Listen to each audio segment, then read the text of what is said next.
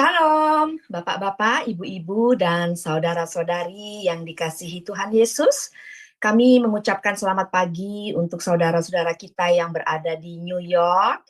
Selamat sore bagi saudara-saudara kita yang berada di Eropa. Selamat petang menjelang malam bagi saudara-saudari kita yang berada di Timur Tengah. Dan tentunya selamat malam untuk saudara-saudari kita yang bergabung dari Indonesia. Tentunya tidak lupa kami mengucapkan selamat bergabung kepada saudara-saudari yang menyaksikan pembelajaran kita hari ini melalui siaran langsung dari channel YouTube Cahaya Firman Plus dan juga di TikTok, dan tentunya juga bagi yang menyaksikan siaran ulang nanti. Senang sekali bisa berjumpa kembali dalam Bible Study Sejarah Penebusan di Sema Adonai. Ucapan syukur kita akan kita panjatkan kepada Tuhan kita Yesus Kristus atas kasih karunia dan anugerahnya, juga untuk penyertaan serta perlindungan Tuhan di sepanjang bulan Maret hingga hari ini. Bersyukur juga bahwa kita diberi kesempatan untuk berjumpa dan bersekutu kembali di channel Shema Adonai untuk belajar bersama akan kebenaran firman Tuhan. Tema pembelajaran kita hari ini adalah pembelajaran sejarah penebusan dengan judul Bait Suci Salomo yang dibangun sesuai cetak biru Allah, yang diambil dari buku Sejarah Penebusan, buku seri keempat yang ditulis oleh Pendeta Abraham Park, Doktor Ministry, yaitu satu buku yang disusun dan disampaikan secara sistematis yang sangat-sangat memberkati dan yang pertama di sepanjang sejarah dunia. Untuk tema hari ini, seperti pembelajaran sebelum-sebelumnya, akan disampaikan oleh Ibu Alida Nur, Doktor Ministry. Sebelum kita menerima pembelajaran hari ini, kita akan memohon pimpinan Tuhan serta penyertaannya dari awal, pertengahan, hingga akhir pembelajaran kita hari ini. Kiranya Tuhan mengaruniakan kita hikmat, kerendahan hati, serta Tuhan juga membuka mata hati, telinga, dan pikiran kita agar kita boleh mengerti apa yang nanti akan kita dapat. Untuk itu, kita akan mengangkat doa pembukaan yang akan dipimpin oleh saudari kita, Ibu Dewi, dari Jerman. Silakan Ibu Dewi. Iya, terima kasih Ibu Yanti untuk waktu yang diberikan. Mari Bapak, Ibu, Saudara-saudari yang terkasih, kita satu dalam doa. Tuhan Yesus, Bapa yang Maha Kudus, kami mengucap syukur Tuhan atas anugerah penyertaan dan kasih setiamu. Kembali kami boleh hadir di sini untuk mengikuti pengajaran Alkitab Sejarah Penebusan, buku seri yang keempat di Sema Adonai. Tuhan, saat ini kami rindu untuk belajar mengenai kebenaran firman-Mu. Tuhan, kami mohon pimpinan dan penyertaan-Mu dari awal, pertengahan, hingga akhir, agar pengajaran Alkitab kami dapat berjalan dengan baik dan lancar dan tanpa kekurangan suatu apapun. Berkati pula Tuhan yang melayani pada hari ini, baik dari operator Ibu Aling, juga moderator Ibu Yanti Krans, dan juga nanti Ibu Indah yang akan membantu membaca firman Tuhan. Tuhan berkati pula jaringan internet kami Tuhan, agar jaringan internet kami bisa berjalan dengan baik, lancar, tanpa halangan suatu apapun. Berkati dan urapi pula Ibu Alida Nur, Dokter Ministry, yang nanti akan memberikan pengajaran Alkitab kepada kami, agar melalui pengajaran yang beliau berikan, kami beroleh hikmat pengertian, agar kami bisa menjalaninya di kehidupan kami sehari-hari sesuai dengan kehendak-Mu. Terima kasih Bapa, dalam nama Tuhan Yesus Kristus, kami sudah berdoa dan mengucap syukur. Haleluya, amin. Saya kembalikan ke Ibu Yanti, terima kasih.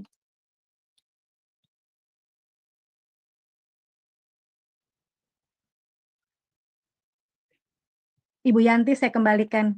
Terima kasih. Mute Ibu, suaranya. Mute.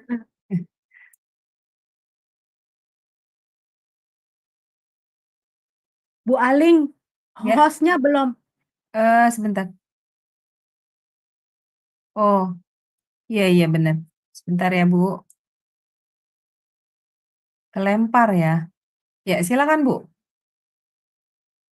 Dikasih dua-duanya ya. Oke silakan Bu. Oke, terima kasih. Maaf. Baik, terima kasih Ibu Dewi untuk doa pembukaannya. Sebelum kita memulai pembelajaran kita hari ini, kita akan melihat terlebih dahulu profil pembicara kita hari ini dari operator yang akan dipimpin oleh Ibu Aling. Silakan Ibu Aling untuk penayangan profil pembicara. Salam semua, pada kesempatan kali ini, kita ingin memperkenalkan seorang hamba Tuhan yang luar biasa, yakni Ibu Alida Nur, MDiv Dimin. Beliau lahir di Semarang pada tanggal 23 Juni tahun 1970. Ibu Alida telah menikah dan dikaruniai 3 orang anak serta 1 orang cucu. Pendidikan. Pada tahun 1992 Bachelor of Science BSc dari San Francisco State, USA. Pada tahun 1997 Master of Divinity MDiv dari The Presbyterian Assembly Theological Seminary, Orlando, Florida, USA. Pada tahun 2011 Diploma of Teaching Montessori Education dari Jakarta, Indonesia. Pada tahun 2014 Doctor of Ministry D.Min dari Breed Theological Seminary dan Graduate School, Orlando, Florida, USA. Pelayanan, melayani KTB ibu-ibu di Jerman sejak Februari tahun 2022 sebagai pengajar melalui Zoom meeting. Sebagai penatua di GPPSI Jakarta. Sebagai kepala sekolah minggu di GPBSI Jakarta. Beliau juga mentraining para guru-guru sekolah minggu dari berbagai denominasi gereja di beberapa kota di Indonesia.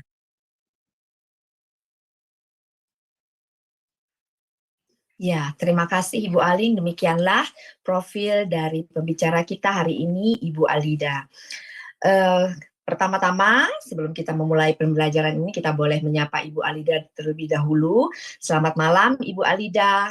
Apa kabar? Ya, kiranya Ibu Alida senantiasa berada dalam penyertaan Tuhan. Amin. Baik, saudara-saudari yang dikasihi Tuhan Yesus, kita akan memulai pembelajaran kita hari ini. Yang nanti akan membantu Ibu Alida dalam pembacaan firman Tuhan adalah saudari kita Ibu Indah. Untuk Ibu Alida, waktu dan tempat kami persilahkan. Baik, saya share screen dulu.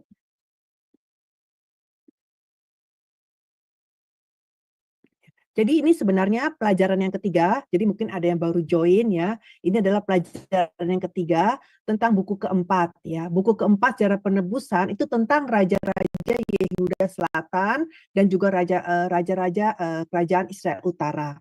Nah, waktu bulan lalu kita sudah membahas mengenai Daud dan Salomo. Nah, sekarang hari ini kita membahas mengenai bagaimana Salomo membangun bait suci dan berapa lama bait suci itu dibangun, kita mau hitung ya. Tentunya mengenai rincian dari bait suci ini kita nggak bahas semuanya, karena kenapa? Karena peralatannya, peralatan bait suci itu semua itu sebenarnya dibahas di buku yang lain ya. Jadi kita sebenarnya buku keempat ini kita lebih fokus kepada sejarahnya raja-raja ya. Kita lihat. Ya, nah apa yang spesial dari pembangunan ciri-ciri khusus dari pembangunan bait suci Salomo? Ini judulnya kurang ya, pembangunan bait suci Salomo. Ya, yang pertama ya, bait suci Salomo ini dibangun di atas iman yang berpusat pada Allah. Kenapa demikian? Karena kalau kita lihat Raja Daud ya, ketika Raja Daud itu setelah menjadi Raja Israel, dia pertama kali apa? Dia tentu merebut tanah Yebus ya, yang sekarang menjadi kota Daud, menjadi kota Yerusalem ya, dan kemudian juga berperang dengan musuh-musuh yang lain dan dia memperoleh kemenangan yang besar. Nah, biasanya kalau setelah damai itu biasanya kalau raja-raja dunia pasti akan mulai membangun istananya. Tapi kita lihat di sini Daud memikirkan terlebih dahulu mengenai Allah ya. Dia punya hati yang mana dia mau membangun bait suci Allah karena dia melihat selama ini Allah hanya berdiam di kemah suci, ya, hanya berdiam di kemah suci. Jadi dia punya hasrat yang kudus, punya keinginan yang baik untuk membangun bait suci. Nah, bait suci itu, ya, selain untuk Allah tentunya memikirkan Allah terlebih dahulu, motivasi Daud yang kedua adalah dia mau menyatukan rakyat. ya, dengan mana supaya rakyat itu hidupnya berfokus kepada bait suci Tuhan, ya. Jadi kita lihat bahwa bait suci ini, ya, kita lihat tidak dapat diselesaikan jika bukan karena iman Daud, ya. Jadi yang harus ditekankan adalah bait suci ini dapat diselesaikan karena apa? Karena iman Daud. Nah, Daud meskipun lewat Nabi Nathan dikasih tahu bahwa dia tidak bisa, bukan dia yang membangun bait suci, tapi anaknya. Meskipun demikian, Daud tidak hanya berdiam begitu saja, ya. Daud mempersiapkan begitu banyak semuanya, ya, hal-hal yang dibutuhkan untuk membangun bait suci, ya. Pertama, apa yang dia lakukan? Ya, dia minta, ya, kepada semua para pemimpin, ya, supaya mengarahkan hati mereka, jiwa mereka untuk mendirikan bait suci Tuhan, ya. Kemudian dia mau menghitung, ya, jumlah orang Lewi yang berumur 30 tahun ke atas. Ya, jadi antara 30 sama 50, ya, itu dihitung karena nanti mereka akan bekerja melayani di bait suci, ya. Kalau dulu kan orang-orang Lewi ini melayani di kemah kan, di kemah suci, ya, yang dibuat dari zaman Musa, ya kan. Tapi tentunya bait suci jauh lebih luas kan, lebih luas dan lebih megah dan semuanya, sehingga nggak bisa jumlahnya itu kita mau diadakan sensus, ya. Dan Daud ini mau membagi-baginya, ya. Dia membagikan dengan 24 divisi, ya, memberikan tugas-tugasnya, ya. Jadi mengenai divisi-divisi orang Lewi ini lebih nanti akan dibahas lebih detail lagi di buku ke-6, ya. Jadi saya tidak membahas mengenai divisinya apa saja, gitu, ya kan, seperti itu. Nah, kemudian Daud juga memohon kepada Salomo supaya dia pun menuangkan hatinya untuk membangun bait suci, ya. Dia kasih tahu apa? Salomo, kuatkan dan teguhkanlah hatimu. Janganlah takut dan janganlah tawar hati, mulailah bekerja, Tuhan kiranya menyertai engkau, ya. Ini semua ini ada di 1 Tawarik 22 dan 23, di 2 pasal itu. Dan kemudian pada akhirnya Daud juga mempercayakan Salomo kepada Allah, dan Daud juga memohon kepada Allah, ya, supaya apa? Supaya anaknya ini diberikan hati yang tulus, ya, supaya dia mau berpegang kepada perintah Tuhan, ya, dan melakukan segala-galanya dan mendirikan bait yang dipersiapkan untuk Allah. Dan kemudian hal yang kedua, bait suci ini dibangunnya di mana? Ini dibangunnya di atas Gunung Moria, yaitu di Yerusalem. Itu tertulis di 2 Tawarik 3 ayat 1. Nah, tempat apakah Gunung Moria ini? Ya, yang pertama, itu lokasi yang sama di mana pada zaman dahulu Abraham mengorbankan Ishak sebagai korban. Ya, dan juga ini adalah tempat yang sama di kemudian hari itu adalah tempat pengirikan Aroana. Ya, jadi waktu itu Daud itu melakukan dosa dengan mengadakan sensus, ya, dan karena itu kena tulah. Ketika kena tulah, maka kemudian Daud itu bertobat dan menyesal dan dia mendirikan mezbah di sana. Jadi kita lihat, ya, bahwa bait suci Salomo ini didirikan dengan apa? Berdasarkan apa? Berdasarkan iman dan juga pertobatan. Begitu juga hari ini, setiap orang kali membangun gereja, itu diperlukan ketika membangun sebuah gereja. Bukan, misalkan kayak ketika zaman Daud, zamannya Yesus itu kan zaman Herodes, ya. Herodes ini membangun bait suci, tetapi bukan berdasarkan iman dan pertobatan. Tapi mau apa? Mau untuk nama dia supaya populer, ya kan? Wah, ini mau mengambil hati orang-orang Yahudi, yaitu dengan dia merenovasi bait suci. Jadi beda. Motivasinya Herodes itu beda, ya. Karena membangun bait suci, membangun gereja yang sejati itu haruslah berdasarkan iman dari orang yang membangunnya dan juga pertobatan. Dan yang kemudian yang ketiga, denah itu diberikan kepada Daud oleh Allah sendiri. Jadi bukan rancangan Salomo, ya, bukan juga rancangan Daud, ya. Tolong dibaca Bu ayatnya. 1 Tawarikh 28 ayat 12 dikatakan, selanjutnya rencana dari segala yang dipikirkannya, di sini kata Oh, rencana, yang ini Bu, oh yang maaf, warnanya sorry. abu-abu. 1 Tawarikh 28 ayat 19. Semuanya itu terdapat dalam tulisan yang diilhamkan kepadaku oleh Tuhan, yang berisi petunjuk tentang segala pelaksanaan rencana itu. Iya. Nah, kalau pelaksanaan rencana itu, ya, all the details of this pattern. Dan bukan hanya di ayat 19, di ayat 12 juga dibilangin apa? Rencana itu. Selanjutnya rencana dari segala yang dipikirkan. Itu semuanya apa? Dena, cetak biru, ya. Jadi Daud ini menerima cetak biru mengenai dapat blueprint untuk membangun bait suci ini, dan kemudian dia jelasin kepada Salomo, ya. Sampai bukan hanya bentuknya, ukurannya, tapi bahkan ketika membangun peralatan perabotan itu emasnya mesti berapa kilo pun itu mesti pas seperti itu, ya. Sampai dikasih tahu nih timbangannya mesti berapa, ya. Ya. Jadi kita lihat tanpa cetak biru yang Tuhan berikan kepada Daud, ini mustahil bagi Salomo untuk menyelesaikan pembangunan bait suci. Ya, seperti itu.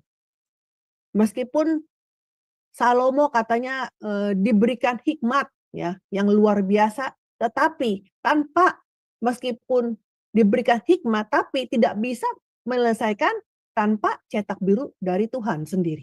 Seperti itu, ya. Jadi kita lihat, ya, bahwa dena, ukurannya, bahkan perabotannya bentuknya seperti apa, nanti mau diukir kan itu kan kalau kita lihat ada ukiran-ukirannya, ya kan, mau diukirnya apa, ya, timbangannya seberapa berat, peraknya perlu berapa, itu semuanya disesuai dengan firman Tuhan. Jadi bukan lewat pikiran manusia. Begitu juga hal yang sama terjadi ketika Nuh menerima wahyu mengenai pembangunan Batra. Begitu juga ketika membangun kemah suci. Jadi baik Batra, kemah suci, ya, itu pun sama, ya. Semuanya cetak birunya dari Allah sendiri. Dan kemudian siapa atau berapa orang yang membangun bait suci? Luar biasa sekali. Sampai-sampai Alkitab mencatatnya ada 183.850 orang. Itu sampai ditulis dengan mendetail, ya. Dibilang katanya pekerja rodi dari bangsa Israel 30.000 orang. Dari bangsa kafir 70.000 orang kuli angkut dan 80.000 orang tukang pahat, ya, atau pemotong batu, ya.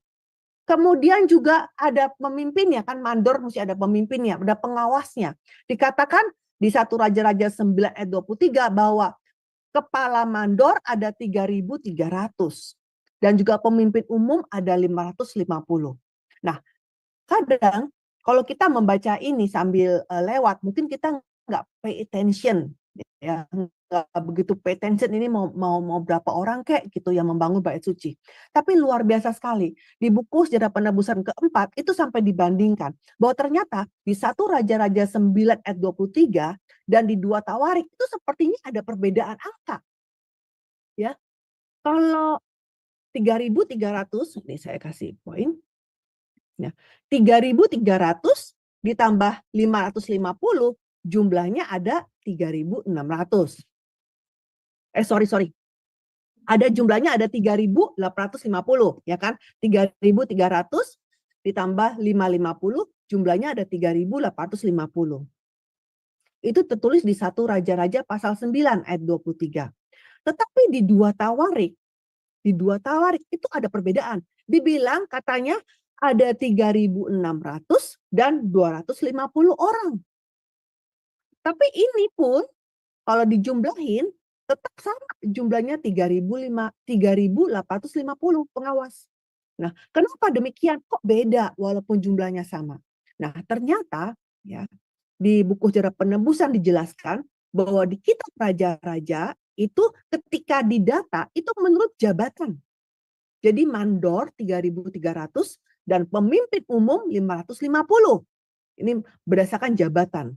Tetapi di kitab Tawarik itu berdasarkan suku, yaitu bangsa kafir atau bangsa Israel.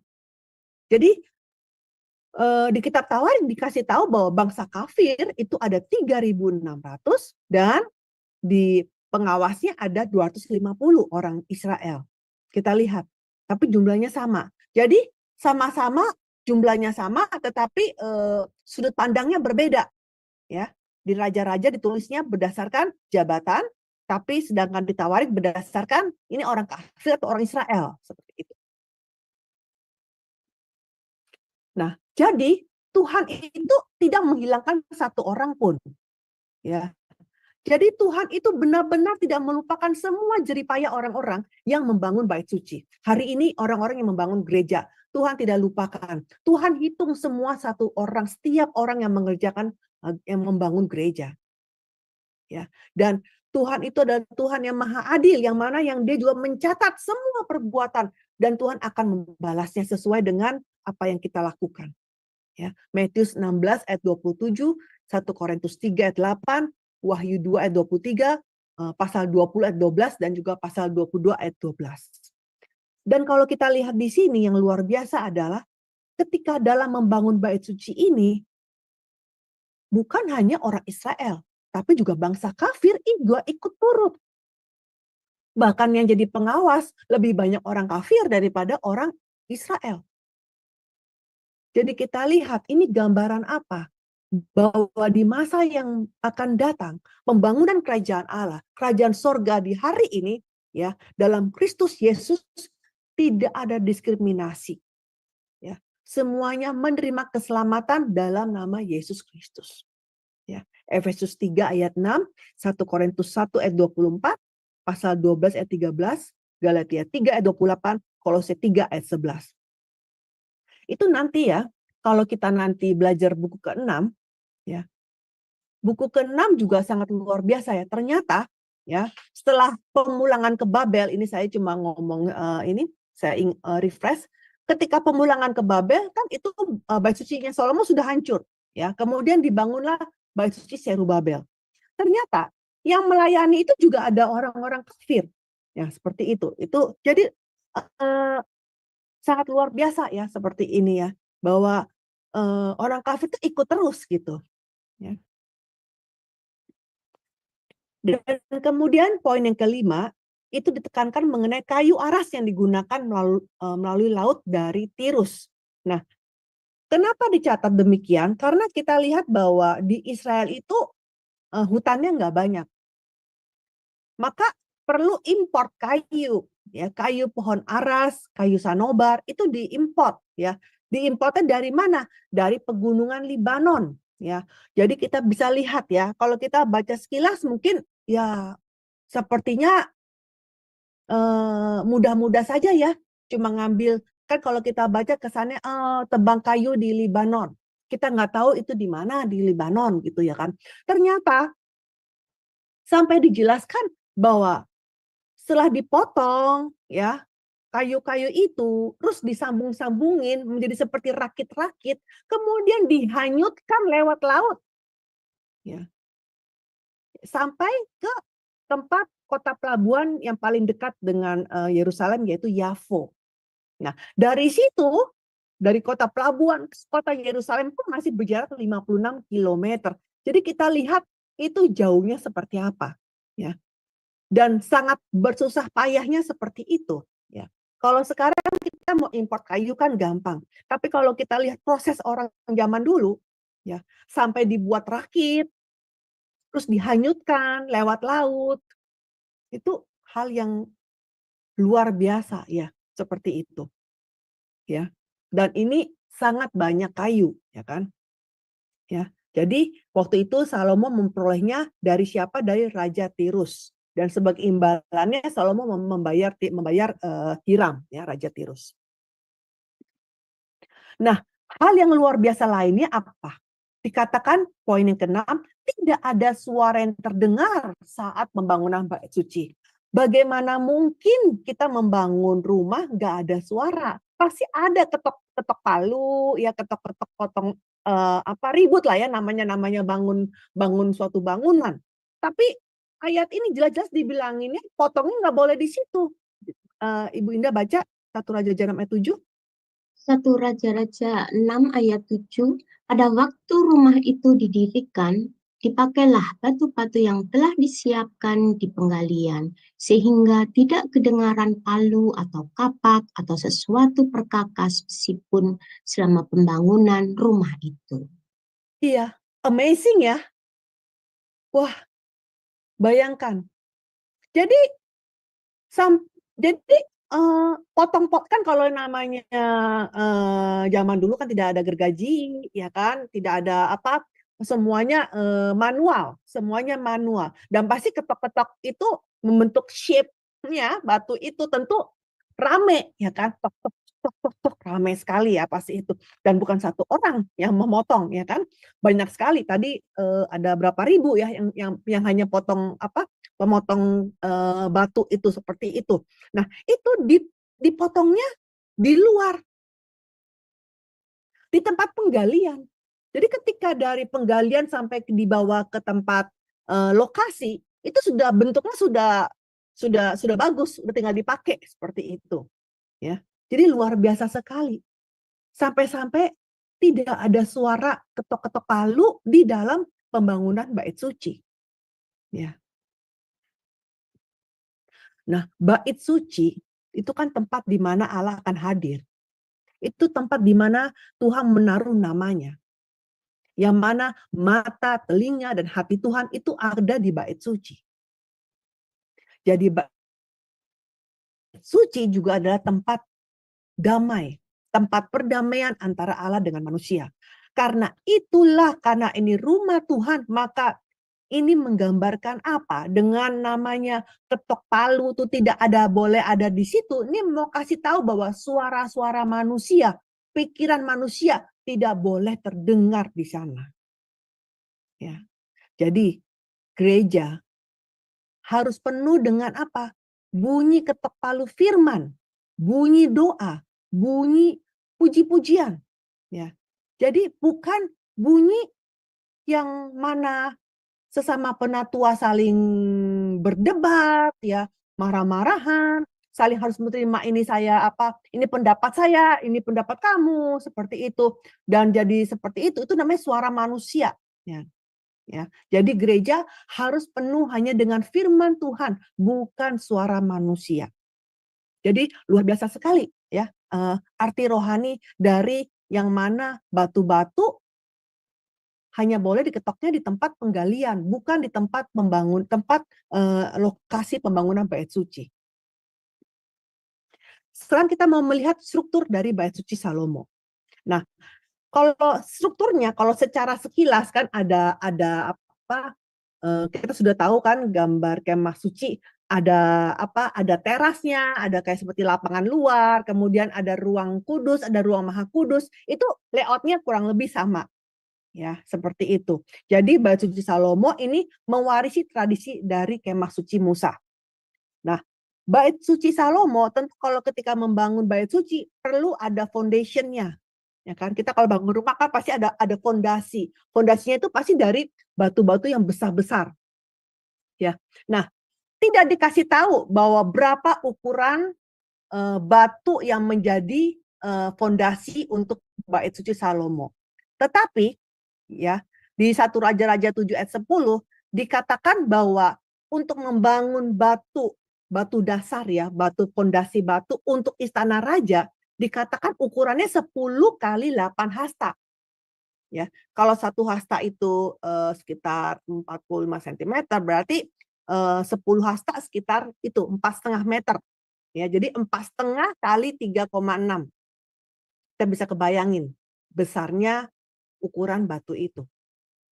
Ya, jadi diasumsikan jika batu dasar istana sebesar itu, maybe bait suci Salomo juga sebesar itu. Ya, ukurannya kurang lebih sama. Jadi untuk sebagai batu-batu fondasinya itu batu yang besar-besar, ya seperti itu. Ya. Bahkan dikatakan di 1 Raja-Raja 5 ayat 17 dikatakan batu-batu besar besar itu ternyata dalam bahasa Ibrani adalah gadol, yang artinya luar biasa. Dan mahal-mahal, yang dalam bahasa Ibrani artinya yagar atau langka. Ya, jadi sebagai fondasi, ya, kita lihat dipakai batu yang luar biasa dan yang langka, ya, sebagai batu fondasi.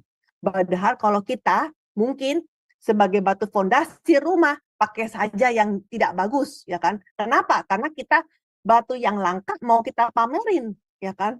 Supaya orang melihat batu yang kita pajang di dinding itu batu yang langka, tapi tidak dengan bait suci, ya.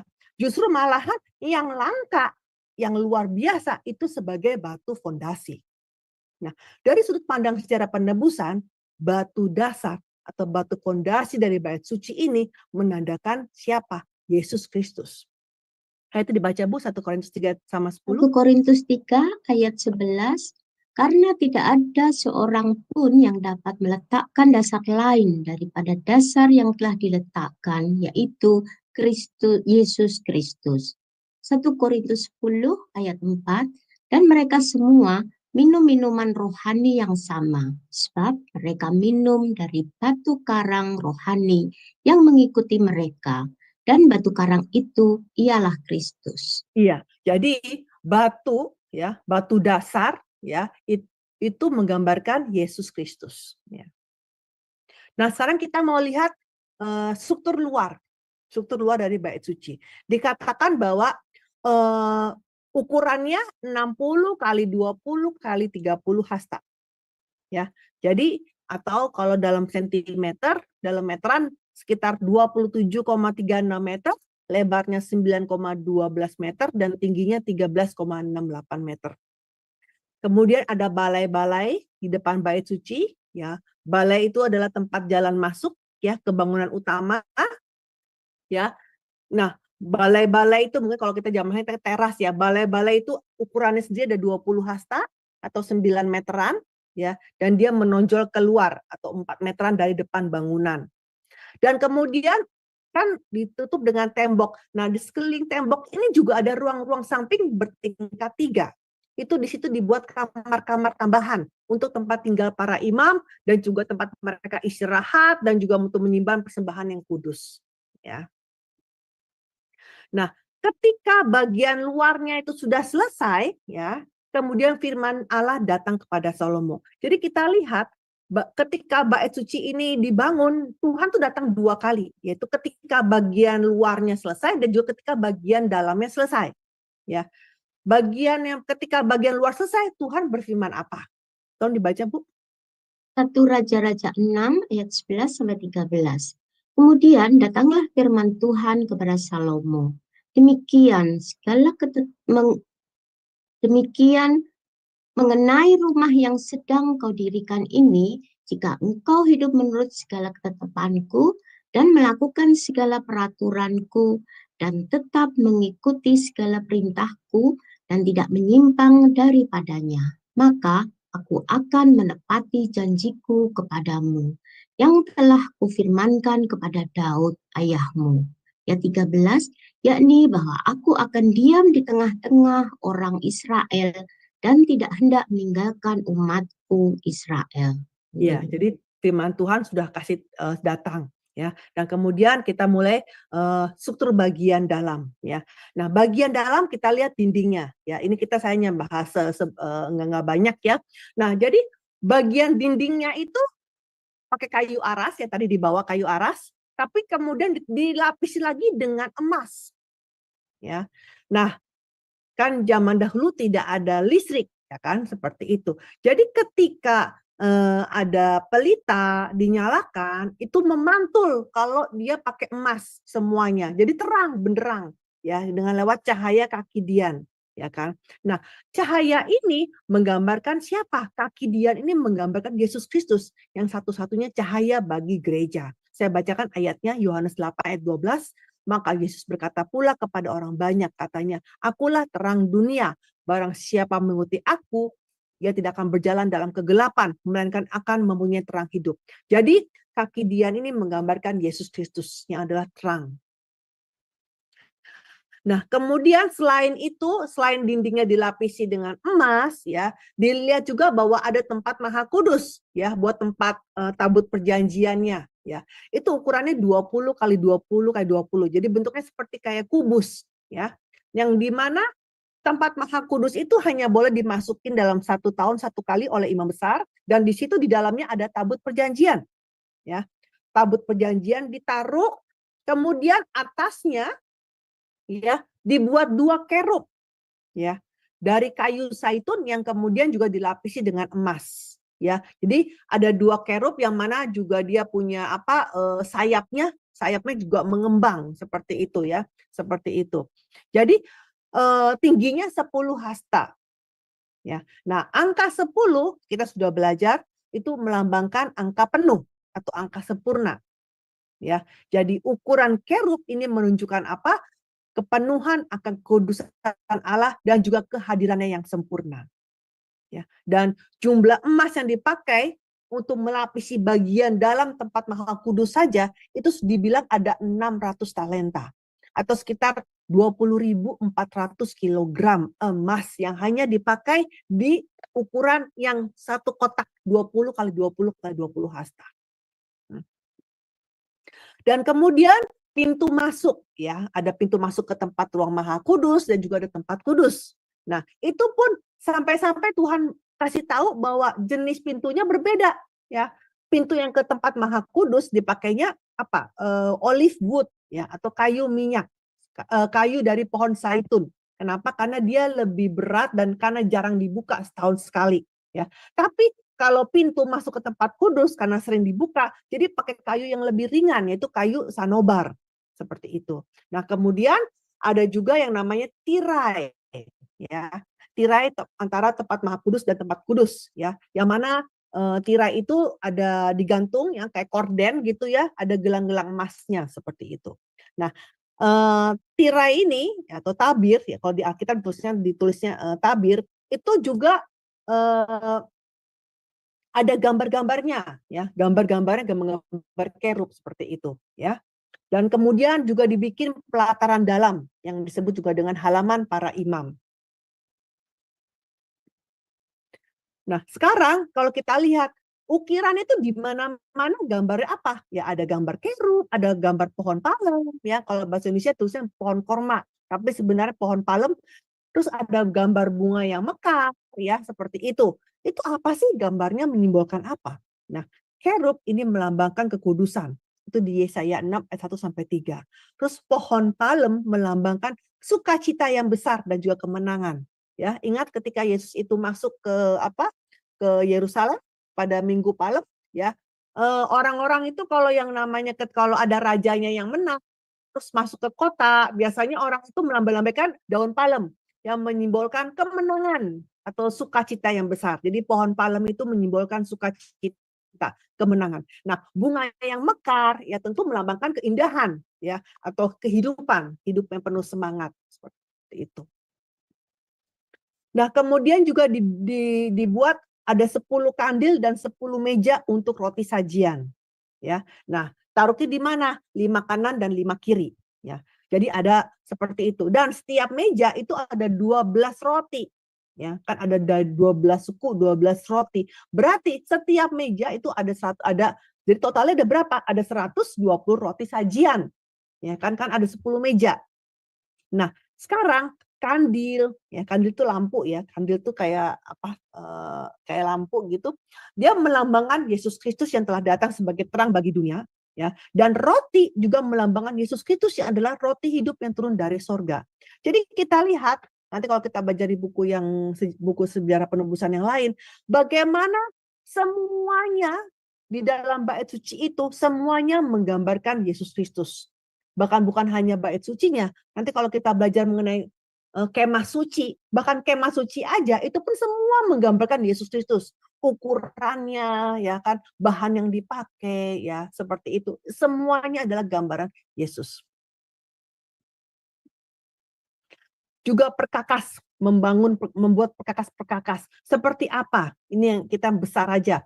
Yaitu dengan dibangunnya 2 tiang tembaga di depan depan balai bait suci. Nah, tiang ini dikasih nama, namanya tiang Yakin dan tiang Boas. Nah, tingginya tiang tembaga itu 18 hasta atau 8,21 meter. Terus dengan kelilingnya 12 hasta. Nah, berarti diameternya sekitar 1,74 meter. Jadi tiang ini apakah full tembaga? Tidak ya, karena tiang ini tebalnya hanya setebal 4 jari. Jadi tengah-tengahnya kosong. Tengah-tengahnya kosong.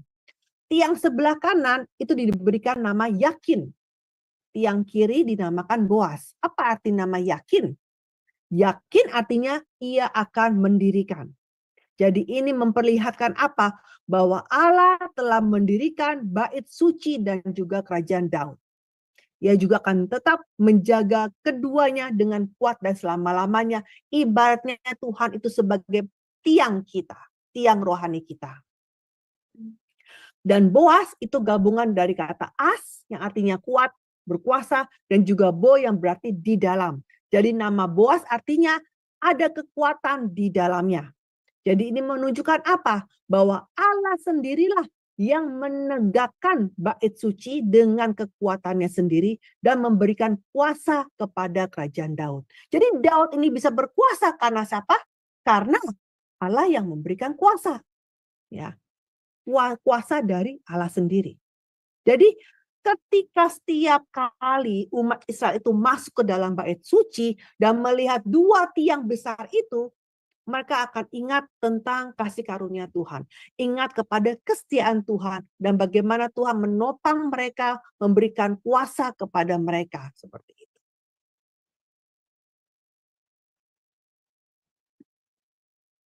Selain itu, selain ada kandil, ya, ada roti sajian, juga dibuat ada yang kayak bak, ya, bak besar gitu, namanya laut. Ya, dikasih namanya laut. Ya. Ukurannya itu sangat besar, ya kan? Diameternya sebesar 4,56 meter. Diameternya saja, ya kan? Terus kelilingnya sekitar 30 hasta, kelilingnya 13,6 meter dengan tinggi 2,28 meter. Nah, laut ini ya itu diisi air. Untuk apa? Untuk supaya orang Lewi itu menyucikan tubuh mereka. Ya. Nah, setiap laut ya kayak misalnya kayak baskom besar gitu, baskom besar itu ditopang, ada kaki-kakinya. Kaki-kakinya ini ada 12 ekor lembu ya. Yang mana masing-masing 3 barat utara timur selatan. Nah, 12 ekor lembu ini menggambarkan siapa? Yaitu 12 suku Israel. Jadi mewakili apa? Ketaatan dan pengorbanan dari 12 suku Israel. Jadi kita bisa bayangkan ada 12 ekor lembu ya dari tembaga lagi menopang kayak baskom yang besar seperti itu ya. Nah, laut ini ya namanya laut ya, itu menampung sangat banyak ya. Dia bilang menampung 2000 bat air. Nah, satu bat itu sekitar 22,7 liter. Sehingga bisa menampung 40.420 liter. Wah, sangat besar sekali ya seperti itu ya. Dan laut itu juga digambarkan juga ada ukiran-ukirannya, ukiran bunga bakung ya seperti itu ya. Jadi yang melambangkan bunga bakung ini melambangkan kasih karunia dan pelindungan Allah. Itu ada di Petrus 6 ayat 28, Lukas 12, 27 ayat 28. Kemudian ada lagi yang namanya bejana pembasuhan.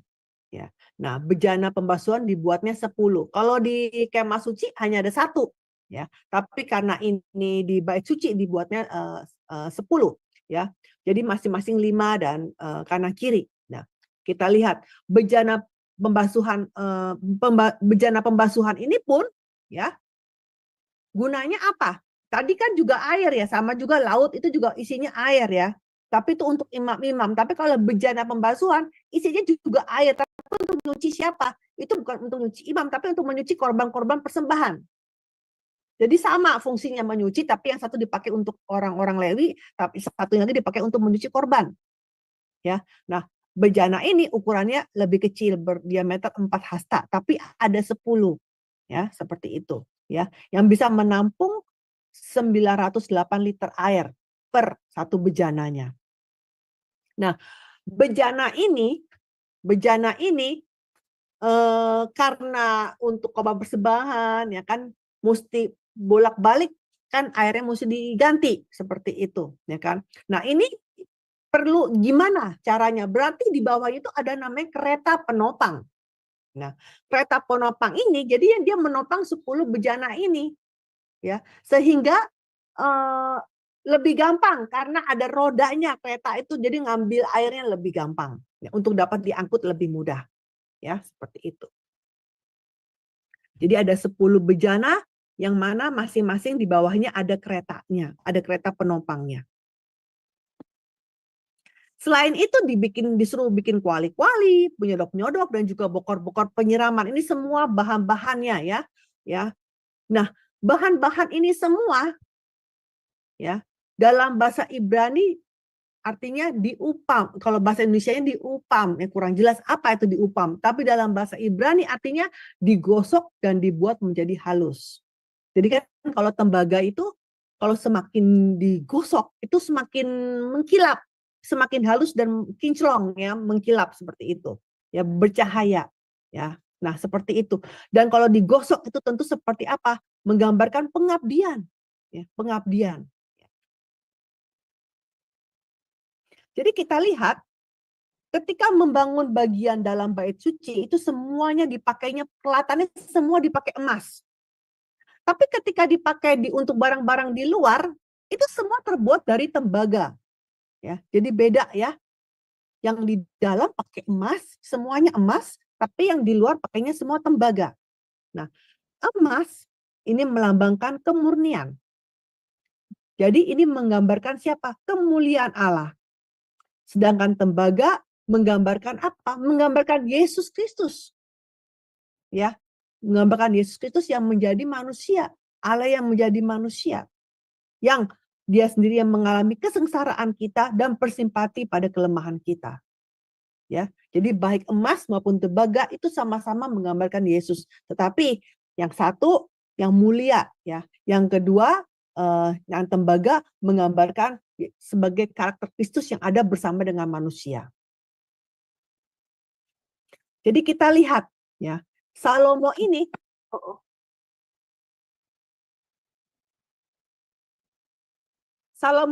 ya, dia mampu mengerjakan semua pekerjaan ini karena sudah ada cetak birunya. Sudah ada denanya, sudah ada cara-cara bikinnya, sudah ada ukurannya semesti bagaimana, yang dipakai itu berapa beratnya.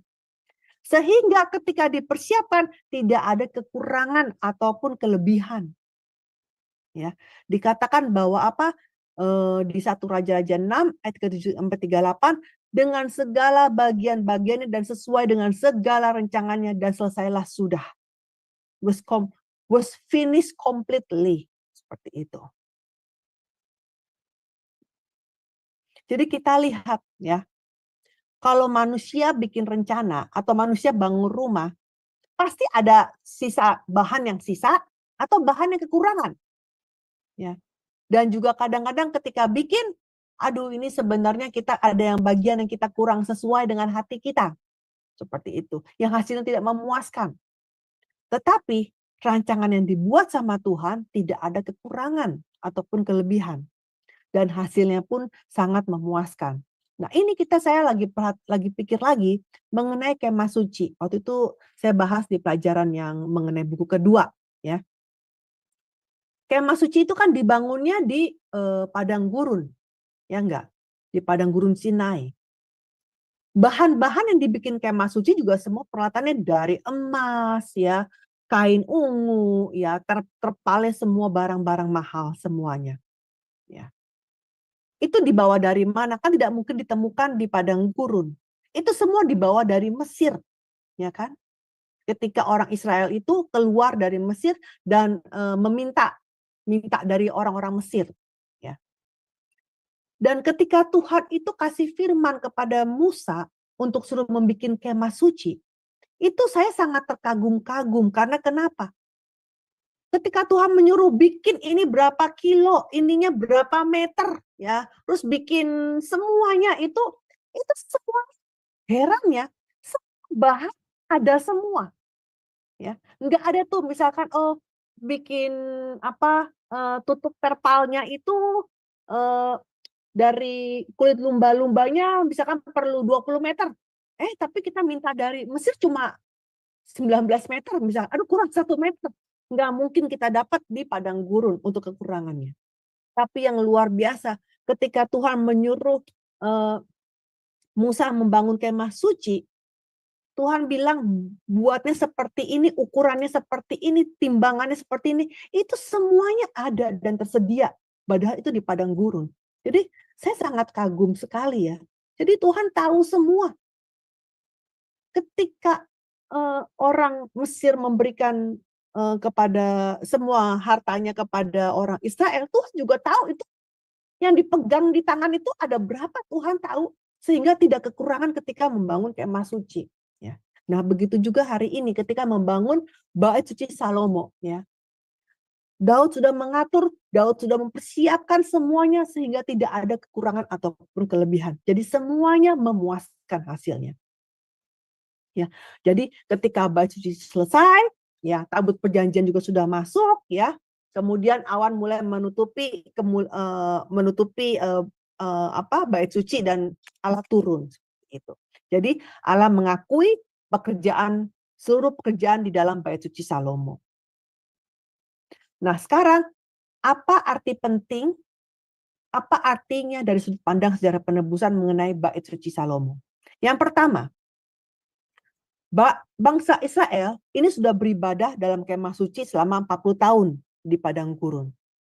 Kemudian 480 tahun kemudian, ya, jadi 480 tahun kemudian, bait suci yang permanen didirikan. Jadi kita lihat di sini, dilihat dari sejarah penebusan, bait suci ini adalah bukti yang pasti bahwa Kanaan telah menjadi milik yang sempurna dari bangsa Israel. Kan kalau namanya kemah suci itu bisa bongkar pasang.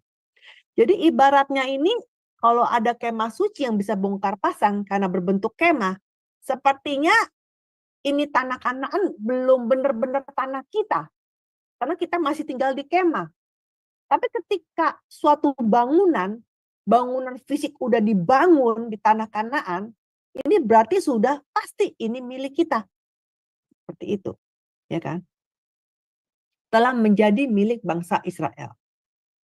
Nah, jadi kita lihat ya, seluruh persiapan dan juga proses pembangunan bait suci ini menunjukkan apa?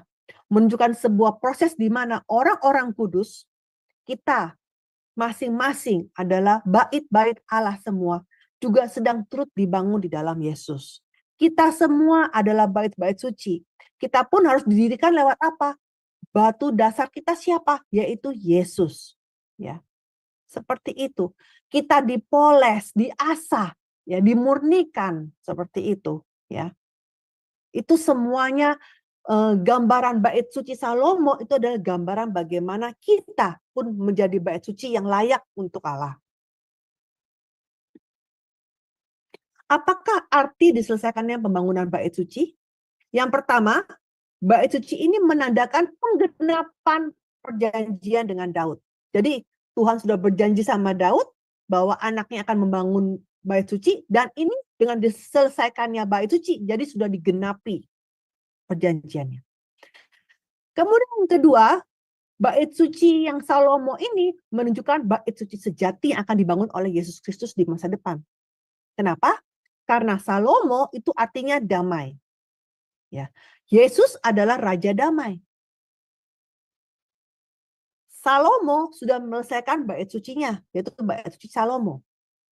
Tetapi apakah Salomo ini sebagai manusia bisa hidup selama-lamanya? Apakah bait suci Salomo ini bisa berdiri selama-lamanya? Tidak bisa kan? Karena Salomo hanyalah makhluk manusia yang lemah. Ya. Jadi Salomo ini menggambarkan siapa? Yaitu Yesus yang akan datang untuk menyelesaikan bait suci sejati. Ya. Jadi perjanjian Daud ini awalnya memang digenapi oleh Salomo, tapi pada akhirnya digenapi dengan sempurna oleh Yesus Kristus yang akan datang dan menyelesaikan bait sucinya. Wahyu 21 ayat 22. Nah, bait suci ini menunjukkan kepada kita akan iman yang memprioritaskan bait suci. Nah, ini kan tadi kan di awal sekali di PPT slide yang pertama dibilang apa?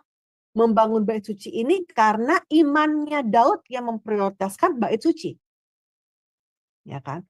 Seperti demikian, setelah bait suci itu dibangun, kemudian baru bikin istana.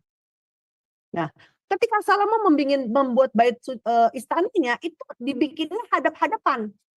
Jadi kalau berdiri di depan istana bisa melihat bait suci. Jadi hadap-hadapan. Jadi ini mau menandakan apa? Bahwa umat Israel dan raja mereka harus mengabdi kepada pemerintahan Allah saja. Jadi bukan kayak samping-samping terus pintunya situ pintu sini masuk, oh ini pintu bait suci yang sebelah kiri terus yang kanan pintu istana, bukan begitu, tapi berhadap-hadapan ya. Dan setelah itu diadakan namanya doa pentahbisan. Jadi setelah bait sucinya selesai semuanya diadakan doa pentahbisan. Nah, kita lihat apa sih isinya doa Salomo ya. Jadi Salomo ini ketika dalam doa pentahbisannya, dia berdoanya apa? Yang pertama, dia berdoa supaya Tuhan menepati perjanjian Daud. Itu semua ada di 1 Raja-Raja pasal 8 ya, bisa baca sendiri ya. Supaya Tuhan menepati perjanjiannya dengan perjanjian Daud. Yang kedua, Salomo berdoa supaya Tuhan mendengarkan doa umatnya ketika umatnya berdoa di bait suci. Kemudian ketiga, isinya apa?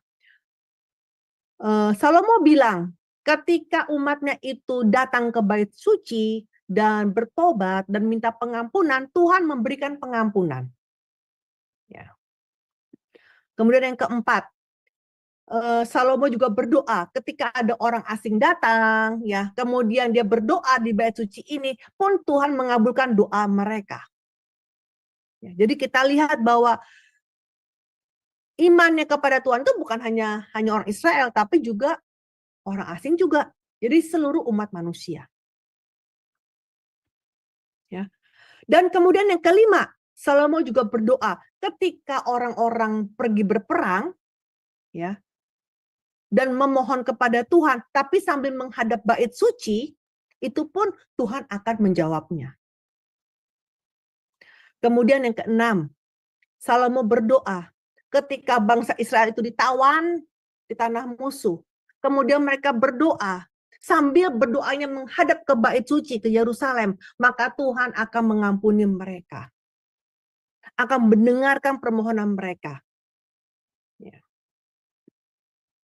Jadi, yang namanya doa, kalau tidak ada di Yerusalem, lagi di luar, ya, entah itu lagi berperang atau lagi ditawan, tapi ketika orang itu berdoa dengan menghadap bait suci, itu dijawab, ya. Jadi yang namanya Muslim kalau berdoa kan menghadap timur, menghadap Yerusalem. Ini berdasarkan dari doa Salomo. Dari doa Salomo ini, ya, menghadap ke bait suci, menghadap Yerusalem. Itu maka Tuhan akan mendengarkan doa mereka. Nah, jadi selesai permohonan Salomo, ya, kemudian api turun dari langit, terus kemuliaan Tuhan itu datang, ya, dan setelah Salomo memberikan persembahan, kemudian apa? Tuhan berjanji lagi kepada Salomo, ya, dia berjanji apa? Bahwa dia akan menjaga perjanjian yang dibuatnya dengan umat Israel dan bahwa mata, telinga, dan hatinya tidak akan meninggalkan bait suci. Tapi Allah juga memperingatkan Salomo untuk kedua kalinya. Nah, apa itu? Ini cukup panjang, Bu Indah. Tolong dibaca, Bu Indah. 1 Raja-Raja 9 ayat 4-7. Mengenai engkau, jika engkau hidup di hadapanku sama seperti Daud, ayahmu, dengan tulus hati dan dengan benar, dan berbuat sesuai dengan segala yang kuperintahkan kepadamu. Dan jika engkau tetap mengikuti segala ketetapan dan peraturan-peraturanku, maka aku akan meneguhkan tahta kerajaanmu atas Israel untuk selama-lamanya, seperti yang telah kujanjikan kepada Daud ayahmu. Dengan berkata keturunanmu tak akan terputus dari tahta kerajaan Israel.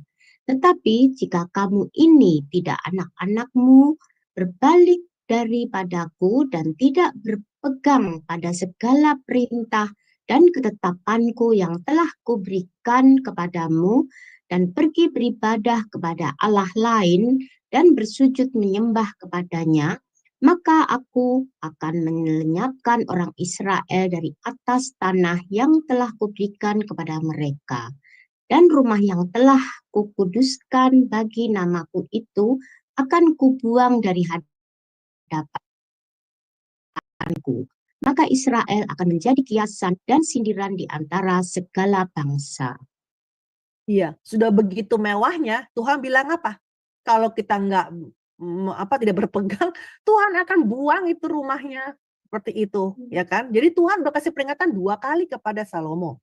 Ya, jadi ketika Salomo kita sudah bahas Salomo ya bulan lalu ya, bagaimana di akhir hidupnya, di masa tuanya Salomo menyembah berhala. Ya, pada akhirnya dia diberikan hukuman kepada Tuhan dan tidak ada damai lagi ya, ada seperti itu, ya.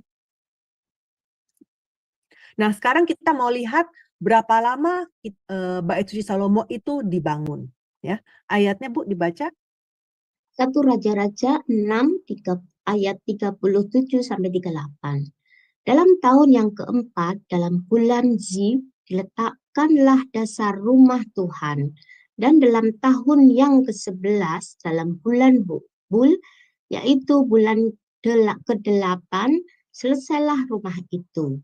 Dengan segala bagian-bagiannya dan sesuai dengan segala rancangannya. Jadi 7 tahun lamanya ia mendirikan rumah itu. Nah, iya. Nah, sebelum dikeluarkannya buku keempat, ya, selama ini kita selalu bilang, oh itu dibangunnya 7 tahun. Ya, karena berdasarkan ayat ini, ya kan. Tapi kemudian di buku keempat ini dijelaskan mengenai tahun kalender kan, ada 2 kalender kan, kalender Fitri sama kalender Nisan. Jadi lewat 2 kalender ini sangat jelas sekali kerajaan di zaman Salomo ini memakai kalender yang mana, ya. Nah, jadi kita lihat ya, dalam bulan Syiu itu dimulai dibangun ya. Bulan Syiu itu adalah bulan kedua ya. Mengenai nama bulan-bulan ini kita sudah bahas ya di bulan Januari.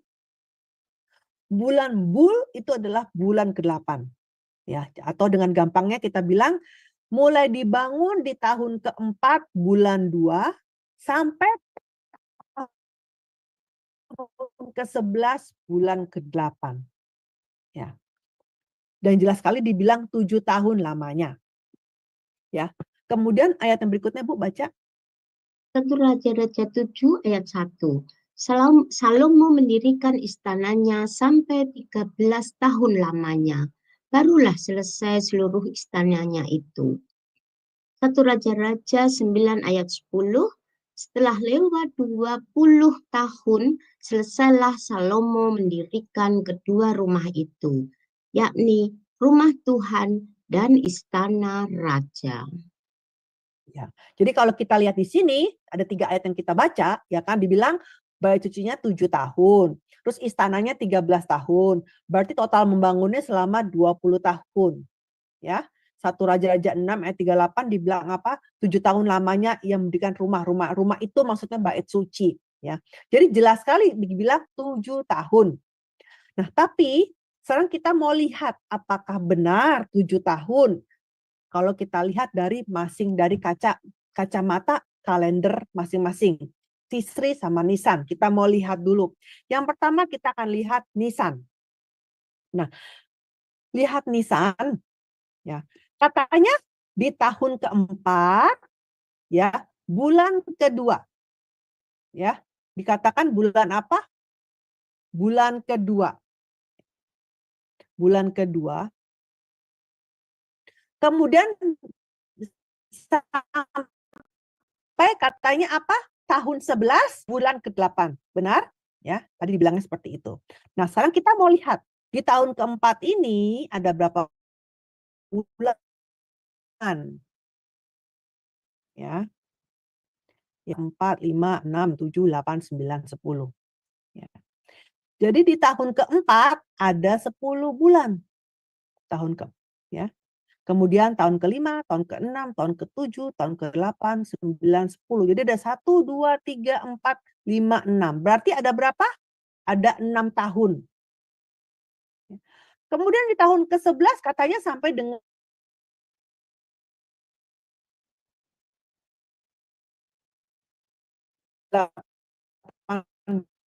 bulan. Berarti ada 8 bulan. Berarti kelas dulu nggak? Ada pertanyaan nggak?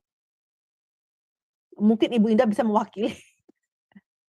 Kira-kira jelas nggak? Tadi suara Ibu agak berhenti-berhenti. Oh, hilang. Untuk menjelaskan, ya. Ya. Oke, saya ulang lagi. Saya ulang lagi. Ya, kan tadi dibilang dibangunnya di tahun keempat, bulan kedua. Ya. Jadi di tahun keempat ini ada 10 bulan. Ya kan? Ada 10 bulan. 10 bulan di tahun keempat. Kemudian di tahun yang ke-11 katanya selesainya di bulan 8. Berarti di tahun 11 itu ada 8 bulan. Jadi 10 bulan ditambah 6 tahun. 6 tahun ini ya, 6 tahun. Ditambah 8 bulan sebenarnya sama dengan 7 tahun 6 bulan kalau menurut kalender Nisan. Kalender Nisan dihitungnya dari bulan 1. Ya. Jelas nggak di sini? Ya, jelas Ibu. Ya, 7 tahun 6 bulan. Ya, lihatnya seperti itu. Tapi kita mau lihat kalau pakai kalender yang lain. Pakai kalender Tisri, itu gimana? Nah, kalender Tisri itu dimulai di bulan ke-7. Ya, mulainya bulan ke-7. Ingat, kita sudah belajar bahwa itu ibaratnya itu kayak kita tuh ini kayak kalender sekolah. Kalau di Indonesia itu sekolah tuh mulainya bulan Juli, ya, seperti itu. Jadi kita lihat mulai bulan Tisri di sini. Tahun keempat dia 7, 8. Nah, tapi dibilang di bulan Syu. Bulan Syu itu bulan kedua. Nah, bulan kedua berarti sudah lewat berapa? Udah berapa? Tinggal berapa tahun keempat? 1, 2, 3, 4. Berarti di tahun keempat cuma ada 4 bulan. Nah, kemudian tahun kelima 6, 7, 8, 9, 10 itu juga sama ya 6 tahun. Nah, kemudian di tahun ke-11 itu bukannya 8 bulan tapi cuma 2 bulan. 7, 8. Ya. Jadi 4 bulan ditambah 6 tahun ditambah 2 bulan sama dengan 6 tahun 6 bulan. Jadi kalender Tisri sama kalender Nisan selisihnya 1 tahun. Kalau gitu pertanyaannya sekarang, karena tadi yang kita baca nggak dibilang 7 tahun 6 bulan atau 6 tahun 6 bulan, hanya dibilang 7 tahun. Nggak ada bulan-bulannya. Sekarang pertanyaannya, kalau begitu, ketika zamannya Salomo, itu memakai kalender apa? Pakai kalender Nisan atau kalender Tisri? Itu pertanyaannya. Ya. Nah, ini dua kalender ini pertama kali dalam sepanjang sejarah dunia itu diungkapkan oleh pendeta Abraham Pak. Ya. Jadi ini baru ditemukan, ya, bahwa ternyata kalau pakai kalender Nisan dan Tisri ada perbedaan 1 tahun. Ya. Jadi ini pertama kali diungkapkan pertama kali di buku keempat ini. Ya, dalam sepanjang sejarah dunia. Ya. Sekarang kita lihat di Alkitab itu selalu menganut yang namanya sistem pembulatan ke inklusif, pembulatan ke atas. Contohnya 1 Korintus 15 ketika kita bicara mengenai ini kok nggak ada ayatnya sih. Kita mengenai Yesus, ya. Yesus mati di hari Jumat dan pada hari ketiga dia bangkit. Coba kita hitung benar-benar apakah sebenarnya Yesus itu bangkitnya benar-benar setelah 3 hari. Dikatakan setelah 3 hari dia bangkit, 1 hari sudah 24 jam, ya kan? Coba kita pikir hari Jumat matinya jam 3 sore. Setelah jam 6 udah lewat hari Sabtu, berarti di hari Jumat cuma 3 jam. Hari Sabtu 24 jam. Hari Sabtu 24 jam. Kemudian di hari Minggu itu dia bilang subuh pagi-pagi. It's not even 24 jam. Jadi kita misalkan karena dari jam 6 sore ya, jam 6 sampai jam 12 kan udah 6. Misalkan bangkitnya jam 4, misalkan bangkitnya jam 4 pagi ya. Berarti ada 10 jam. Berarti hari Jumat 3 jam. Ya, hari Sabtu 24 jam itu udah beres. Kemudian hari Minggu, misalkan kalau dia bangkitnya jam 4, berarti ada 14 jam. 14, 15, 16, berarti 16 jam ditambah 24. 36, itu cuma 2 hari. Ya. Bukan 3 hari sebenarnya, ya kan? Nah, kenapa dibilang setelah 3 hari dia bangkit? Ini karena pembulatan. Jadi kalau kita lihat di Alkitab itu semuanya pembulatan ke atas. Jadi ketika dibilang 7 tahun lamanya, ini berarti pembulatannya bukan 7 tahun 6 bulan, yaitu 8. Kalau kita pakai Nisan berarti 8 tahun pembulatannya. Tetapi dengan dia memakai Sri, berarti 6 tahun 6 bulan dibulatkan menjadi 7 tahun.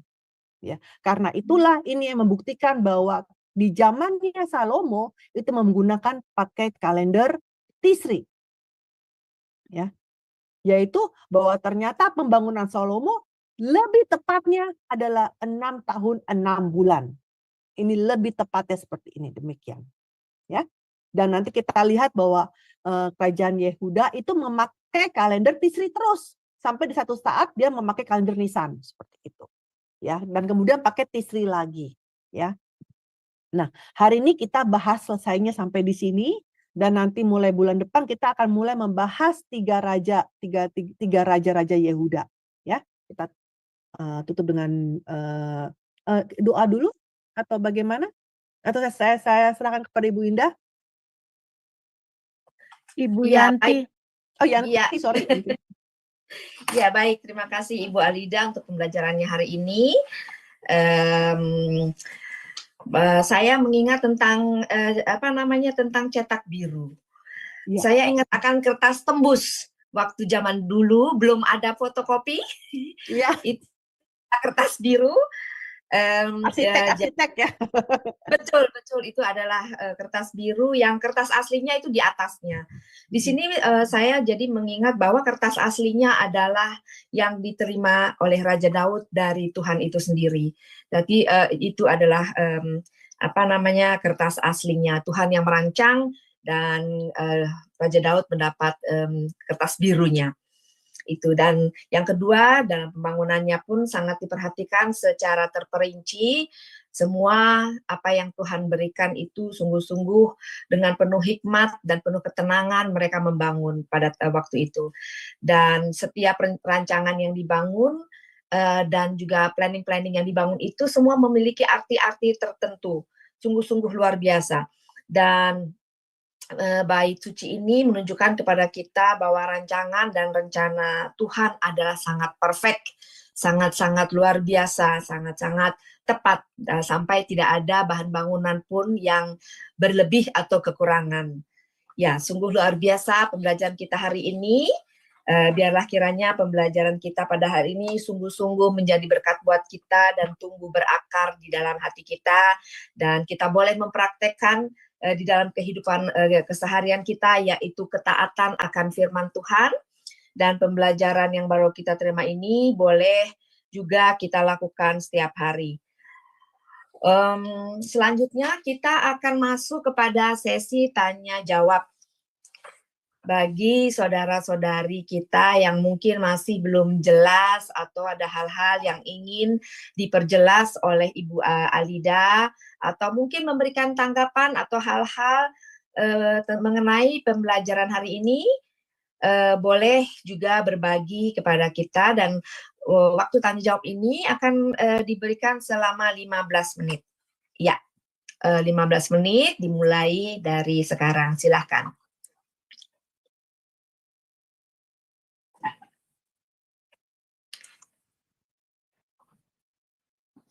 Mungkin ada dari Ibu Kuana. Dari saya, terima kasih Bu Alida untuk pembelajaran hari ini. Ya, harus banyak diulang, disimak kembali hal-hal yang tadi disampaikan. Tapi garis-garis besar yang sangat menarik sekali, seperti juga oleh Ibu Yanti sudah katakan tadi, apa tadi ya? Ya, sesuai dengan cetak biru itu, ya. Jadi sungguh luar biasa memang apa yang Tuhan juga rencanakan dalam pembangunan Bait Suci ini, di mana Daud menerima segala rancangan-rancangannya dan Salomo melaksanakan apa yang telah dipersiapkan oleh Daud, dan Tuhan mencukupkan semua keperluan-keperluan yang dipakai untuk pembangunan itu, dimulai daripada waktu keluar dari Mesir, ya. Waktu itu memang Tuhan memerintahkan minta dari para tuan-tuan di mana mereka dipekerjakan emas, barang-barang berharga begitu, dan rupanya Tuhan mempersiapkan itu untuk membangun Bait Suci ini. Sungguh luar biasa apa yang Tuhan lakukan bagi umatnya, ya, dan juga ya luar biasa juga penebusan yang dirancangkan bagi kita semua. Terima kasih Bu Alida. Ya. Maksudnya yang Mesir itu yang bangun kemah suci, bukan Bait Suci, kemah suci. Ya, oh ya. Ya, gimana Bu Aling? Ya, baik, terima kasih Bu Alida. Ibu, saya berterima kasih, pelajaran malam ini sangat memberkati ya Bu, dan memberikan saya satu pengertian yang luar biasa ya Bu, pencerahan. Di sini kan dikatakan, tadi Ibu menjelaskan bahwa di zaman Salomo, Bait Suci itu cetak birunya itu kan Tuhan yang rancang ya Ibu ya. Nah, di zaman sekarang Bu, di zaman Perjanjian Baru, sebenarnya Bait Suci itu kan adalah diri kita ya, umat Tuhan sebenarnya. Artinya ketika zaman Salomo, Bait Suci itu kan memang semuanya adalah rancangan dari Allah sendiri. Demikian juga berarti sama juga dengan kita ya Bu, di zaman sekarang, bahwa kita ini adalah Bait Suci Allah. Artinya diri kita pun sebenarnya dibentuk, dibangun Bait Suci ini sehingga layak di hadapan Tuhan itu juga dengan rancangan Dia ya, seperti maksudnya seperti itu ya Ibu. Jadi bukan dengan pikiran kita gitu ya Ibu. Maksudnya iya, karena kenapa? Karena kalau nggak salah kita sudah belajar di buku kedua ya, bagaimana hati kita itu, ego kita, manusia lama kita itu kan sudah keras, ya kan, nggak bisa dibentuk lagi. Maka itu kita harus hancurkan menjadi seperti tepung, sehingga Tuhan sebagai tukang periuknya, Tuhan membentuk kita, gitu ya kan. Nah, membentuknya ya saya sama Alida, Aling, atau yang lain, tentu bentuknya lain-lain sesuai dengan kehendaknya Tuhan. Tuhan mau pakai kita apa? Kamu jadi apa? Jadi apa? Kan bentuknya lain-lain. Nah, itu adalah rancangan Tuhan, itu cetak biru Tuhan, ya kan? Cetak biru Tuhan tuh lain-lain untuk kita masing-masing, ya kan? Nah, apa lain-lain? Karena fungsinya nanti lain-lain. Kalau kita belajar di buku ke-6, ketika kita dalam Bait Suci itu ada banyak pekerja-pekerja, ya. Itu pekerjanya itu ada 4 garis besarnya, ya kan, seperti itu. Misalkan ada bagian yang puji-pujian, ada bagian orang Lewi, ada bagian imam, ada yang bagian penjaga pintu, seperti itu. Nah, apakah hari ini dibilang penjaga pintu itu yang satpam gitu? Tidak ya, seperti itu. Itu ternyata kalau kita bahas buku ke-6 itu sebenarnya semua adminnya gereja itu semuanya gambar 4 itu sebenarnya. Jadi seperti itu. Jadi luar biasa. Iya, betul sekali. Nanti bahas buku ke-6 itu ya. Ya, berarti Bu Alida, blueprintnya kita juga ini sebagai bait Allah di zaman perjanjian baru ini juga adalah dari Tuhan juga ya, berarti ya Ibu? Iya, Maksudnya. seperti Wow. itu ya kan. Ya. Karena kenapa yang namanya kan contohnya kan Daud itu bikin 24 divisi ya, ada divisi penjaga pintu, ada divisi contohnya kayak kita orang konting itu sebagai salah satu penjaga pintu contohnya gitu ya kan kita ngomong gitu kan. Jadi nah kemudian bagian penyanyi, ya ada yang bagian orang Lewi. Bahkan kalau kita lihat lagi, kita baca lagi di Alkitab, kan orang Lewi itu hanya boleh kerja mulai 30 tahun di bait suci. Mereka punya trainer tuh nggak trainer, internship itu. Dari umur 20 gitu loh. Wah, luar biasa banget itu persiapannya gitu. Sedangkan kita itu nggak ada persiapan gitu, seperti itu. Jadi saya lagi sangat mengagumi bahwa Tuhan itu tuh nggak, bahwa saking kudusnya itu rumah Tuhan itu sampai-sampai orang Lewi yang mau dipersiapkan pun perlu 10 tahun untuk training gitu, seperti itu. Luar biasa banget itu. Coba deh kalau kita baca lagi ya di Tawarik itu tadi raja-raja itu kita baca pelan-pelan bagaimana itu dari umur 20 sampai 30 itu nanti ayatnya saya cari ya. Itu mereka berlatih sampai setelah umur 30 baru siap seperti itu. Ya, seperti itu. Iya. Wah, luar biasa ya Ibu. Iya, seperti itu. Jadi pengertian tentang pembangunan benar-benar apa namanya dipersiapkan seperti itu. Dan itu semua sampai bagian adminnya semuanya itu bukan Salomo, itu dari Daud. Dan Daud pun dari siapa? Dari Tuhan. Jadi Allah langsung. Salomo itu apa yang namanya kan apa ya, admin, terus alurnya, terus kalau dilihat itu karena jumlah orang Lewi sejumlah itu berarti mereka setahun dapat giliran 2 kali. Setahun dapat giliran 2 kali, tunggu giliran. Misalkan Aling nih, Aling 1 minggu nih kerja nih, 1 minggu kerja full 1 minggu. Habis itu orang lain, terus kan orangnya banyak kan. Nanti ketemu Aling lagi 1 minggu, itu setahun dapat 2 kali giliran. Kerjanya seperti itu. Nah, seperti itu. Jadi dapat gilirannya itu seperti itu. Jadi pas. Nah, lewat gilirannya ada 24 divisi kan. Misalnya divisinya Aling, divisinya Alida. Kamu dapat 1 minggu ini, misalnya minggu pertama Januari, saya minggu kedua Januari itu terus ya kan. Nanti kita bisa hitung di bulan berapa Yesus lahir karena sesuai dengan bulannya Sakaria itu. Nah, itu. Tapi nanti kita belajar di kemudian seperti itu. Wah, luar biasa sekali gitu. Untuk tahu itu harus itu ada di di bukunya yang di Israel itu. Jadi dia ada dicatat itu semuanya, ada dicatat giliran-gilirannya seperti itu. Ya, harus antisipasi. Berarti Ibu pokoknya keyakinan kita ini, iman kita adalah bahwa kita ini bait suci di zaman sekarang ya, akan membuat bait suci yang diri kita ini sama seperti di zaman perjanjian lama ya, berarti ya Ibu sempurna. Ya, dan juga ini hal yang lebih ditekankan adalah katanya kita itu harus ikut disalibkan sama Yesus, benar nggak? Iya. Manusia lama kita mati. Kalau manusia lama mati kita nggak bisa protes.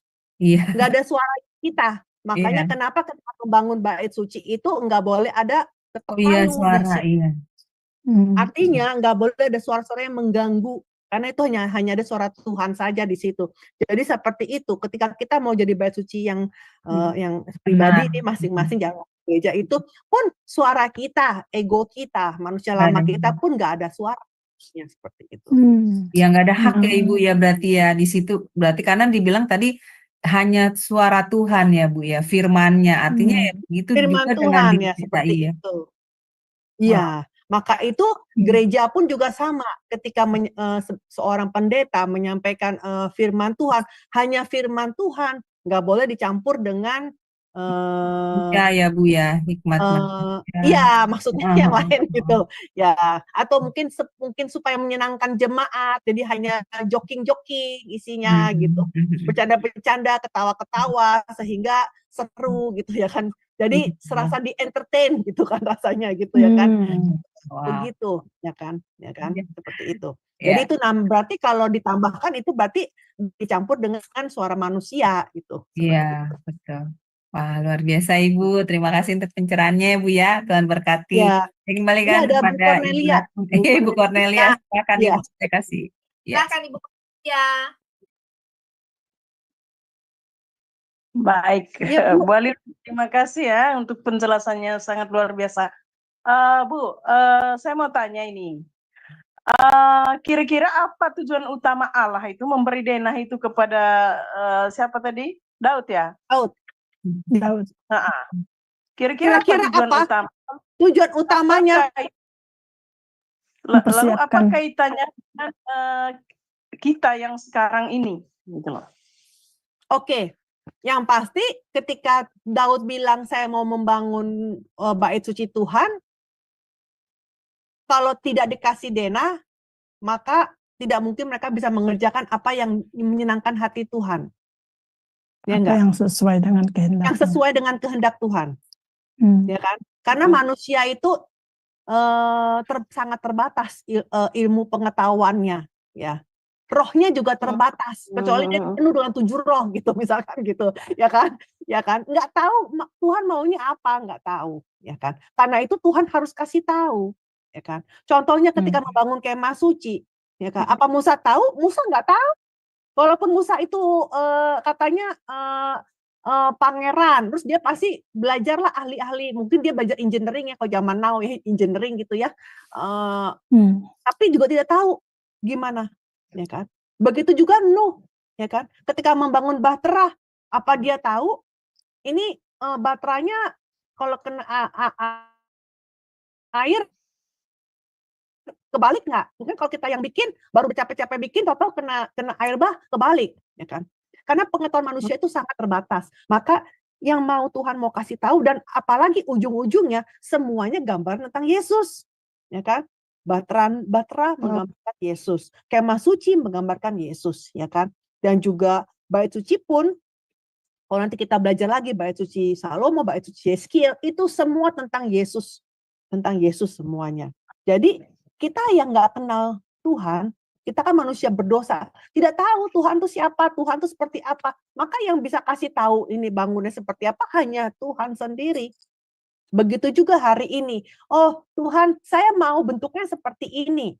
Aku mau cangkir emas aja ya gitu. Kayaknya aku cocok deh jadi seperti nggak bisa, karena Tuhan tahu, Tuhan lebih tahu kita tuh cocoknya apa.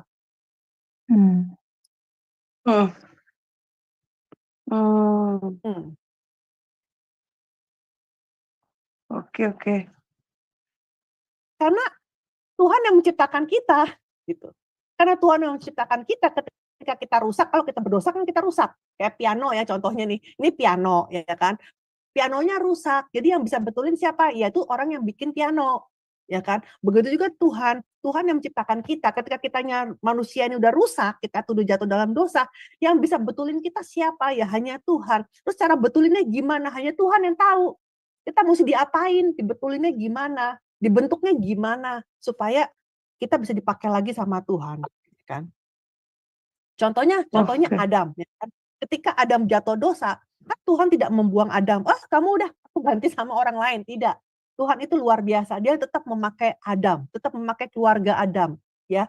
Adam ini dipulihkan, Adam itu dipulihkan, keluarga keturunannya pun dipulihkan. Jadi Tuhan tidak membuang kita, tetapi dipulihkan. Nah, caranya bagaimana untuk dipulihkan? Hanya Tuhan yang tahu. Yaitu lewat firman Tuhan tentunya. Hari ini kita dipulihkan dengan apa? Oh, nggak mau dengan firman Tuhan, ya kan?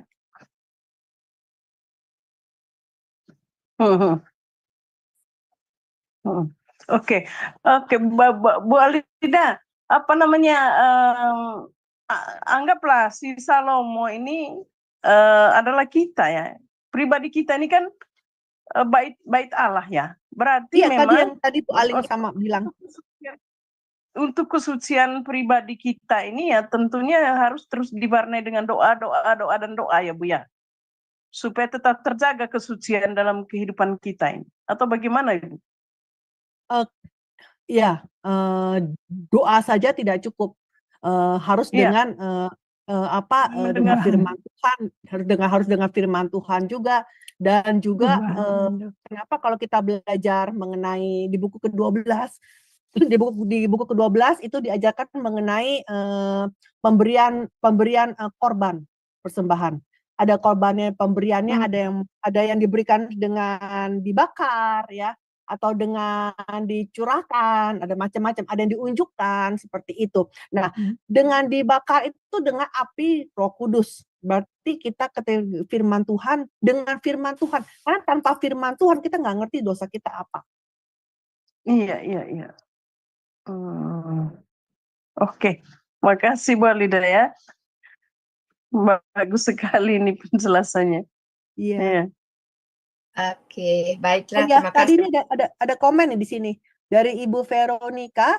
Yesus juga usia 30 tahun baru memulai pelayanan. Iya, betul Bu, 30 tahun Bu. Bahkan kalau kita lihat semua nabi-nabi semua dimulai umur 30 tahun ya. Ya. Semua nabi juga dimulainya umur 30 tahun baru mulai bekerja. Oke, baik. Terima kasih Ibu Alida. Terima kasih untuk ibu-ibu yang sudah ya berpartisipasi untuk penjelasan firman hari ini, pembelajaran hari ini. Baik, masih ada mungkin ada untuk satu orang lagi. Kalau ada.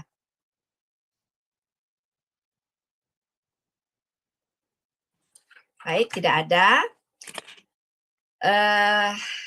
Sebelum kita menutup pembelajaran kita hari ini, kami memohon untuk Ibu Alida untuk menyampaikan closing statement dan juga doa penutup. Maaf Ibu Ratna, ada yang bertanya nih satu, Pak Edi. Oh iya. Mana Pak Edi? Ya, Pak Edi, aku bacain ya. Mau tanya, kenapa kitab Kejadian dikaitkan dengan pintu masuk? Ya, silakan Ibu Alida. Wah, pertanyaannya apa ya ini? Kurang begitu mengerti. Iya, Pak Edi, silakan sebentar ya, saya buka. Ini di unmute ya. Ya, saya buka dulu ya. Saya kurang gitu ngerti, maksudnya kenapa kitab Kejadian dikaitkan dengan pintu masuk ya? Silakan Pak. Kitab Kejadian itu ya adalah blueprint dari seluruh Alkitab. Ya, contohnya ketika kita bikin suatu makalah, bikin buku, kalau kita mau tahu ini buku ceritanya mengenai apa, biasanya ada yang namanya apa sih? Yang di bagian depan itu? Pengantar. Gitu, Bu. Pengantar. Referensi pengantar. Iya, kata pengantar. Bukan kata pengantar kurang tepat. Kalau kita bikin tesis itu pasti ada satu lagi namanya satu itu. Yang mana ceritanya mengenai apa yang kita mau ngomong, apa semua itu. Prolog mungkin Bu ya, bukan ya? Bukan prolog ya. Namanya apa ya? Saya lupa. Kalau waktu bikin tesis itu harus ada namanya itu, ya. Jadi bukan pendahuluan. Kalau pendahuluan beda, itu pendahuluan. Kesimpulan juga beda kesimpulan. Ada satu halaman yang mana itu ceritanya semua apa yang akan mau bicara gitu semuanya. Prakata, Bu. Prakata, Ibu. Oh gitu ya, ya prakata ya. Prakata. Ah, itu seperti itu. Jadi ya beda sama pendahuluan. Nah, begitu juga kitab Kejadian. Kitab Kejadian itu seperti prakarta dari seluruh Alkitab 66 kitab. Ya, seperti itu. Jadi Tuhan, jadi rencana biru Tuhan itu adalah dari 7 hari penciptaan itu di buku ke-1 di Kejadian pasal 1 ayat 1, Kejadian pasal 1. Ya kan? Itu ada cerita mengenai 7 hari penciptaan kan? Nah, itu adalah gambaran dari buku kitab Kejadian sampai dengan Wahyu. Jadi seperti itu, Tuhan mau kasih tahu dulu nih, aku mau kerjanya ini. Terus setelah itu baru adegan cerita seperti itu. Nah, makanya dibilangnya itu kayak mirip. Saya sih nggak bilang pintu masuk ya, jadi saya lebih bilangnya itu adalah blueprint dari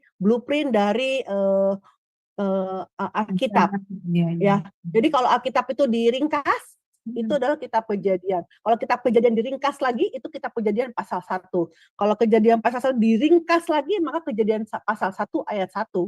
Itu.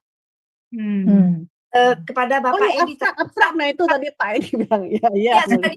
Pembahasan materi. Ya, bukan daftar isi, tapi abstrak, betul. Iya. Pak Edi gimana Pak? Udah dibuka Ya, unmute, gimana? silakan. Gimana Pak? Sudah jelas ya? Oh ya, ini maksud saya itu kan itu tadi ada eh, Dena Kemah Suci ya atau Dena Tabernakel. Oh, aku Itu nggak kayak aku nggak punya tab Dena oh Suci. saya share di grup Sema Adonai di grup. Oh iya iya, oke Pak, ya ya ya. Itu Oh, ada gambar Dena. Mm-mm. Lalu saya pernah dengar ada pembelajaran itu pintu masuk ke Kemah Suci itu disimbolkan dengan kitab Kejadian. Kemudian pelatarannya itu kitab Keluaran. Jadi itu Oh, mengkaitkan susunan kitab suci dengan Dena ini, Dena ah, Tabernakel. Cuman saya oke oke. coba nggak saya buka paham, ya. jadi makanya mungkin Oh, ada Saya kaitannya. ya sebentar. ya ya. Kalau itu saya belum tahu Pak. Mungkin bisa seperti itu, saya kurang tahu. Tapi yang di dalam buku sejarah penebusan itu dia menjelaskannya itu bahwa pintunya ukurannya berapa, bahannya terbuat dari apa, itu semuanya gambaran mengenai Yesus Kristus kalau kita belajar lagi seperti itu. Jadi nggak dihubungkan dengan kitab-kitab di Perjanjian Lama, itu nggak dihubungkan Pak. Jadi berarti saya belum belajar yang Ibu, itu. saya Ya. kirim di sini. Aku nggak Udah tahu sudah apa Ibu kelihatan ini, ya. Oke, saya belum belajar yang ini Pak, maaf Pak.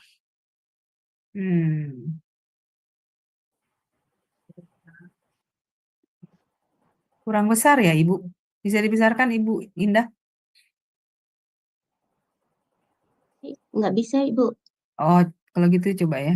Nggak apa-apa, nanti di-share di grup aja. Nanti kan nggak bisa lihat lagi nanti. Iya. Oke, Ibu Cornelia mau bertanya kembali ya sebentar. Ya, silakan Ibu. Tadi Bapak itu saya belum bilang. Jadi Pak, kalau ini saya memang belum belajar Pak, maaf sekali. Ya, sebentar ya, saya buka dulu Pak Edi. Ya, silakan Pak. Bagaimana Pak? Nanti diterangkan lagi ya. Ya, Iya, nggak iya. apa-apa. Saya cuma ingin tahu itunya aja, rasionalisasinya.